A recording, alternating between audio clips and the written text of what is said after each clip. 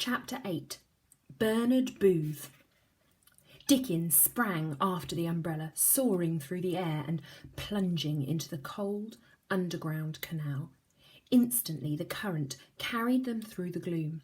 Panting with effort, Dickon caught the umbrella between his teeth and began awkwardly paddling across the rushing water. "You didn't think I'd chuck this beauty away, did ya?" he said, his muffled voice echoing off the walls. Pip breathed a sigh of relief.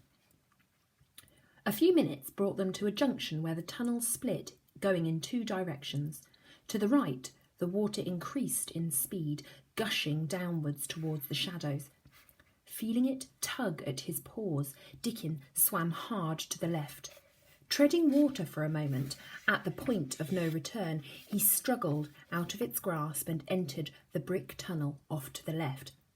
The water quickly grew calm, and soon he had no longer needed to swim. Wading through the murky water, they arrived in a large square chamber with a domed ceiling and a pair of enormous rusty doors fixed to the furthest wall. Dragging his dripping wet body onto two stone steps above the water, Dickon gently dropped the umbrella at the foot of the doors as Pip and Hans dismounted beside him. "What is this place?" Pip said, staring wide-eyed at the chamber. "This is part of the ancient River Fleet," Dickon said. "It runs from North Hampstead in North London and flows south underground until it reaches the River Thames." "Why did I never know it was here?" "Not many do, since London was built over it and it was turned into a sewer, but it ain't all bad that it's been forgotten. You'll see." The rat stepped forward and thumped the door with a loud, hollow clang. A moment later, a tiny peephole slid open. "Who's there?" a deep voice boomed from the other side of the door. A solitary eye stared through the hole, suspiciously flicking between Pip, Dickon and Hans. "State your name and purpose." "It's Hans," the rat said, rolling his eyes with an impatient sigh. "We have come with a friend to see Bernard Booth." The peephole snapped shut. A click followed, and then a long groan as the huge door opened, just enough for Dickon, Pip, Hans, and the umbrella carried above their heads to step inside. Astonished, Pip saw the porter was not a giant creature at all, but a tiny field mouse looking through the peephole by means of a ladder, his booming voice having come from a long black speaking trumpet he held by his side. The field mouse jumped to a rope hanging nearby and slowly slid down it to the ground. A moment later, water cascaded over a vast timber wheel that stood against the inner wall. As it turned, the enormous door closed with a deep, metallic thud. "Good evening," the tiny field mouse said with great authority, especially for one so small. "Bernard is in his office. You know where to go." Still sopping wet, Dickon gave Pip a nudge with his nose. "Watch this." The dog stood next to the field mouse and gleefully shook himself from head to tail. "Dickon, you rotten mongrel," squealed the field mouse. His sodden fur hung from his skinny little body and obscured his eyes, making his ears look as big as balloons on top of his head. Pip giggled for the first time since the bomb had hit. It felt strange and unfamiliar, as if she was laughing inside of a different body. "Never gets old," Dickon laughed, triumphantly, trotting forward with his head held high and his tail wagging from side to side. Ahead was the strangest room Pip had ever seen. Electric Christmas lights were again hung from the arched ceiling and brick walls, but it was the hub of activity as they illuminated the concrete floor below that amazed her. The huge square room was divided into quarters, each part using a section of wall. In the front half, a map of the world covered with pins dominated the space to the left, and rows of desks made up the section to the right. A mixture of mice, rats, Blackbirds, robins, sparrows and blue tits sat at the desks, intensely focused on scribbling notes while wearing little black headphones and pressing little rectangular triggers, making strange dit-dit-ditting and da noises. An albino rat moved about them, collecting their papers before briskly walking to the rear half of the room. A map of Europe was fixed above a large table where 12 more small animals sat on chairs made from matchboxes. As the white rat delivered the messages and returned to the other side of the room, the animals at the large table pored over the notes, with their brows furrowed in thought. Next to this section was a tall metal house with bread printed on its outside wall, and smoke trickled from a chimney that had the word spam just visible under a layer of soot. Behind it stood a row of 4 blue and brown smaller houses, each with a pigeon roosting inside, and Huntley and Palmer's breakfast biscuits written in blue on each wall. As Pip, Dickin and Hans approached, only one animal looked up. Standing between the metal house and the animals working feverishly under the map of Europe, an elderly pigeon with pale grey feathers and a round purple belly and a double chin lowered a document from his gaze and quizzically cocked his head in their direction. Tapping the ground with his walking stick, he tottered towards them, tucking the papers under his wing.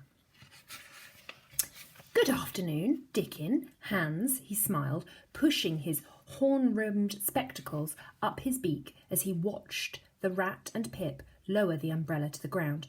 "Gosh, who have we here?" "This is Pip Hamway," Dickin said, sitting down. "She needs your help, sir. We've just come from St. Giles." "Well, I will help as best as I can," the pigeon said, hobbling towards her. He took her little paw in his wing and firmly shook it. Pip stared into his intelligent amber eyes and quickly looked away. The bird had an air of wisdom and authority that made her nervous. "I am Bernard Booth. Sit, rest. You're looking awfully peaky, I must say. Don't be shy. Here." He walked over to the house and pulled a white dice with black spots from under a small table on the porch. "Sit." "Thank you," Pip said timidly, and wearily clambered onto the dice. Dickin sat on the ground next to her, while Hans slumped onto an old cotton reel on her other side with a sigh of relaxation and stretched his legs out before him. Pip looked around the room with growing curiosity. Seeing the animals frown and stick the tips of their tongues out of the corners of their mouths in concentration, she was sure that the strange dit-dit-dit-da sounds punctuating the silence meant something very important. So must the multicoloured pins dotted all over the 2 maps. She longed to have a closer look, but at that moment a rattle turned her head. Standing in the doorway to his metal house, clutching the door frame with one wing, Bernard held a tray with a china teapot, cups and saucers, and a dish with a lid that did not match. A glorious, sweet smell wafted from it. "Lucky for you," Bernard cooed with a wobble. At once the rat jumped from his stool, took the tray from him and placed it gently on the table. The pigeon's joints creaked with effort as he hobbled towards them, leaning on his walking stick. When comfortably seated between Pip and Hans, he lifted the lid of the dish. "You're just in time for afternoon tea." "Victoria Sponge!" cried Pip with a broad smile that popped her whiskers upright on her cheeks. "We only have cake at Christmas." "Like so many of us, wartime rationing makes cake a rare sight for us all," Bernard cooed, pouring tea into a cup and handing it to her. "As you would have seen, St. Giles is the gathering ground for every creature in trouble, no matter where they are from. But sadly, desperate times attract crooks and thieves who profit from stolen goods and black market trading, selling snatched rations at ridiculously unfair prices. But here we're not far from the Savoy Hotel, and they have marvellous food in their cupboards. Unrationed tea, sugar, meat and wine. that they sell to legally paying customers. So if we're careful and have a bit of luck, we get some good scraps from time to time. He took a bite of the cake and sighed with contentment. And when the world seems mad, sometimes it just takes one simple pleasure for it to all make sense again. Eat, eat. The cake melted in their mouths. Every bite took Pip far away from where she was, where she had been that day, and where she had to go. For the first time, she felt a twinge of excitement for the journey ahead. Mama and Papa would have been pleased she was going to find her mother's family at the Umbrella Museum.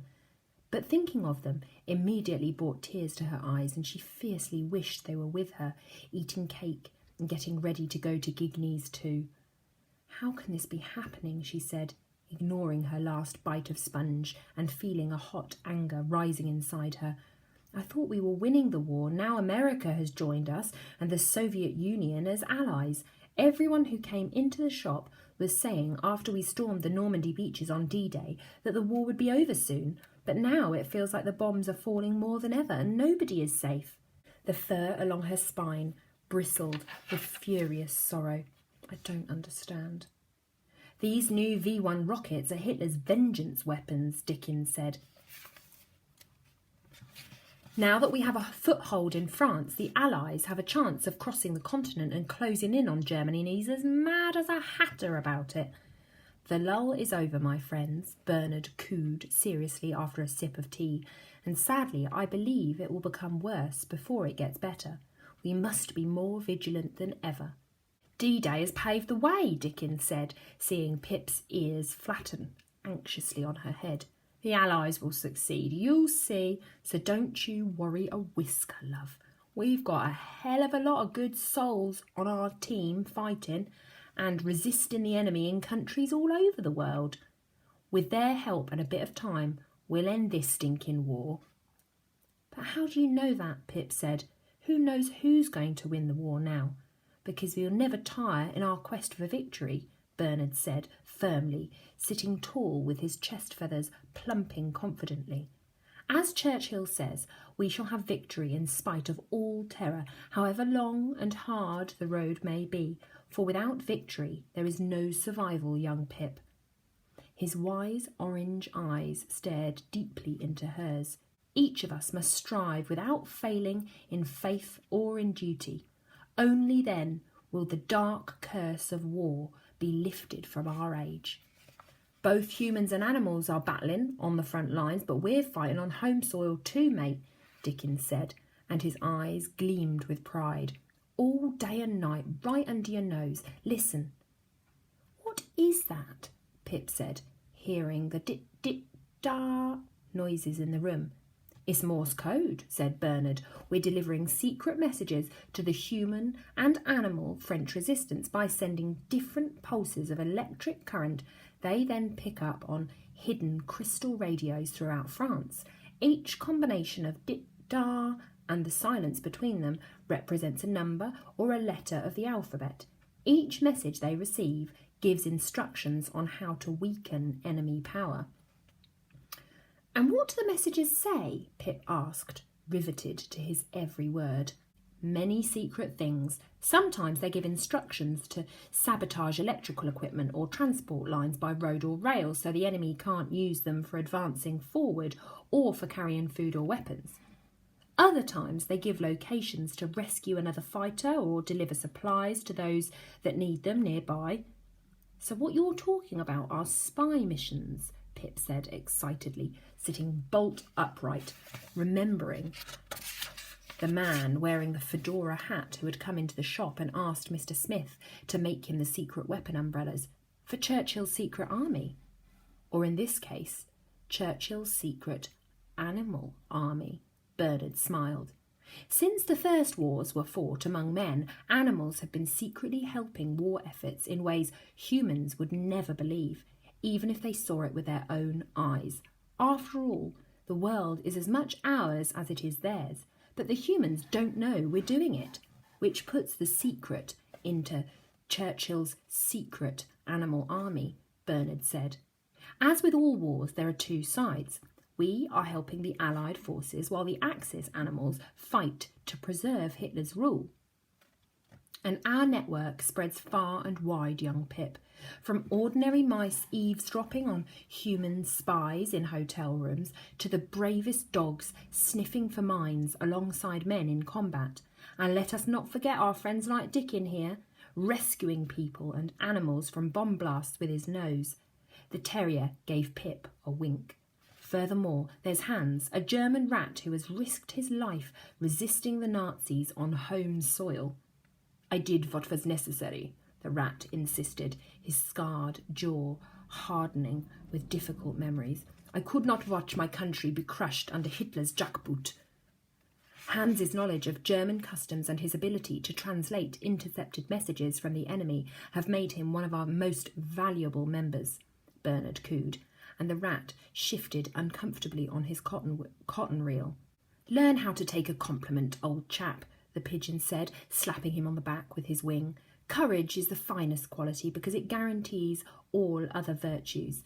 Hans bravely escaped from the enemy after they had nearly torn him to pieces and crossed the border into France before stowing away on a Lysander plane collecting humans from the French resistance, all so he could join our fight here in Britain. Hans gave a slow, humble nod to the pigeon in thanks, and Pip shuddered, eyeing the marks of violence scored across his body. Morse code is the fastest way for us to deliver and receive information from both our animal and human connections, Bernard cooed, and a smile drew across his beak. But what really makes me chuckle is that our human contacts have no idea they are sometimes communicating with animals. And they think we're the ignorant beasts, Hans scoffed. Exactly, they'd never believe it. Nor would they suspect their own messenger pigeons. He gestured with his wing to the smaller structures behind this house. Turning to look over her shoulder, Pip's eyes shone with curiosity as she saw pigeons peacefully roosting in their coops. The fastest of us can fly a mile a minute. Well, Bernard smiled self-consciously, tapping his walking stick on the ground. Once upon a time, in my case. So you use pigeons for sending secret messages as well as Morse code? Pip asked, turning back to the elderly bird. That's right, the birds are more mobile and don't rely on electricity, Bernard continued. But it's a risky business. On every errand, they can be shot or injured by shrapnel. Axis falcons hunt the skies for them too, and few survive the chase these days. What do the messages say? That's top secret information, young Pip, he cooed, touching the side of his beak twice with the tip of his wing. And as our motto states, a secret is only a secret if it remains unspoken. Although I can tell you they give instructions and share knowledge about enemy and allied movements and so on, just like Morse code. But if these war pigeons are fighting with the humans, how can they work for Churchill's secret animal army at the same time? Every time they complete a human mission, they are given leave to rest in their home coop, and when they are released for exercise, they slip away to volunteer for us. Let me introduce you, Bernard said, proudly pointing his wing to each coop housing a roosting pigeon. That's the Duke of Normandy, the first pigeon to arrive back in Britain from enemy lines during the D-Day invasion. And that's G.I. Joe. He's our swiftest bird, who saved over 100 Allied soldiers and many more Italian civilians from an airstrike when radios failed. Alongside him is Blackie Harrington. You see the scars across his chest and neck? Pip nodded, and her ears pricked up high. He delivered a key message even after he was bloody with shrapnel wounds, and if you think that's impressive, Bernard continued, pointing to a smaller pigeon with neat white marks around her eyes, Mary of Exeter is unstoppable. She has been blown up, shot, attacked by a falcon, and hit by shrapnel. She's had 22 stitches. That's the equivalent of 4,000 stitches in a human soldier, although I doubt a man could survive to tell the tale. Now you all know about us, Bernard said, turning to the little mouse, still gazing at the pigeons. Tell me, why do you need my help, young Pip? Fighting the tears filling her eyes, Pip recounted the hours that had led her to Bernard Booth's door since the bomb hit James Smith and Son's umbrellas. Cooing thoughtfully, the pigeon listened with his head sympathetically cocked to one side. If you were alone and if everything you knew had been taken away from you, Pip finished with a sniff, wouldn't you try to find the last souls that loved you? There was a silence. Her words struck Bernard, Hans and Dickon in such a way that none immediately had the heart to deny her impossible quest. Each had lost their homes and families in the war too, and none would ever fully recover from such sorrow. At last Bernard spoke. "Pip," he said, cooing gravely, "this journey holds no hope. Mainland Europe is still very much at war, even after our victories in Normandy and southern Italy. Crossing the English Channel to northern France is fraught with danger from beginning to end. Even if you make it, the enemy occupy the rest of France and northern Italy, and if they catch you, you may meet a fate worse than death." He shook his head. "I fear you will not make it." "But my mother made it from England to Italy inside an umbrella. I know I can too. I have to try." "Try as you might, this is not the time to travel to Italy, and we simply cannot deliver you there like a postman. Your duty is to your country, and we all have to pull together if we are going to win this war," he sighed. "I'm sorry, but I cannot help you." "I will do whatever it takes," Pip cried. "Please let me go." "I will help her," Hans said, looking at Bernard with a keen determination. "I have waited for my chance to return to my homeland for 3 years. With the Allies advancing upon Germany, I can gather vital information to open the pass and send it back to you here. They say that with the help of the Americans and the Soviets, the war will not last much longer, and I belong in Bavaria by Lake Eibsee, where my clan has lived and died for longer than memory. I wish to spend the rest of my days in a free fatherland. I will deliver Pip to Gignes, and then I will make my own way to Germany and help you bring an end to this war from there." "No," Bernard said firmly, his neck feathers ruffling impatiently around his neck. "It makes no sense for you to join a suicide mission when your duty is to the Allied cause. The war isn't over yet." He abruptly stood from the table and began hobbling back to his house, shaking his head. "Not by a long shot, and you know more than any of us what we are fighting against, Dickon. Please take Pip back to her friends in St. Giles. She needs food and plenty of rest after everything she has been through." "Please," Pip said desperately, leaping from her seat. "They're not my friends. Didn't you hear me? They left me to be skinned alive by those thieves. I never want to see them again."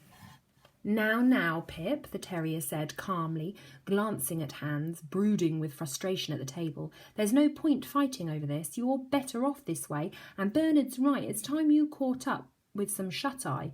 You ain't slept a wink, and you've had a nasty shock." He tenderly nudged her with his shiny black nose. "Come on, let's get you back to your mates."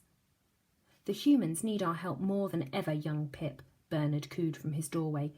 "As you say, we've taken Normandy back, but it's a long, hard road to Berlin. We must all make sacrifices, and above all, we must be brave," he said with a kind smile. "It has been a pleasure to meet you. Good luck, and remember, you must never give in. Never, except to the convictions of honour, courage, and good sense." The pigeon turned his attention to Dickon and pointed his wing beyond the dozing pigeons. "You may take her via the river footpath and save yourself the swim. Hans, come inside. We have much to discuss." Despair thumped in Pip's chest as she watched the rat and the pigeon step into Bernard's house and close the door as if she had never existed. Once again, Dickon took the umbrella between his teeth and beckoned her with a wagging tail to climb to the back of his neck.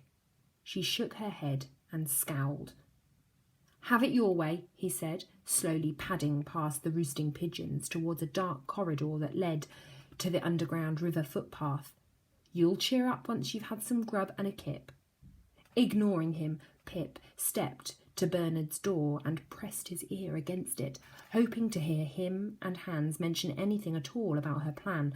But as she stepped closer, she heard something else. You and G.I. Joe shall conduct Operation Popeye with a group of French resistance animals in Normandy called Noah's Ark. The Axis animals will do anything to stop you, so you must be on your guard. If this mission succeeds, we will be one step closer to stopping Hitler. When you and G.I. Joe deliver the message. Before Pip heard more, Dickin looked over his shoulder and uttered a low, instant growl. I mean it, mate, he barked gruffly, marching towards her with the umbrella in his mouth. If Bernard catches you eavesdropping, you'll be in a ton of trouble. Come with me now. He turned and continued walking away, trusting Pip to follow. Flicking her tail in frustration, she reluctantly moved away from Bernard's door, racking her brain for anything she could do to make him change his mind. It was then that her eyes caught sight of a small, tightly rolled up scroll of paper next to one of the sleeping pigeons. It was G.I. Joe, and at once her mind leapt with an idea. With a quick glance around her, she dashed for it, tucked it under her arm, and hurried to Dickin, with her heart thudding inside her ears. That's it, he said, feeling her scurry up his front leg to the back of his neck. I knew you'd come round. Pip smiled. Somehow, as soon as she found a way, she and the umbrella would leave for France and deliver the message to the French resistance in exchange for safe passage to Gignes.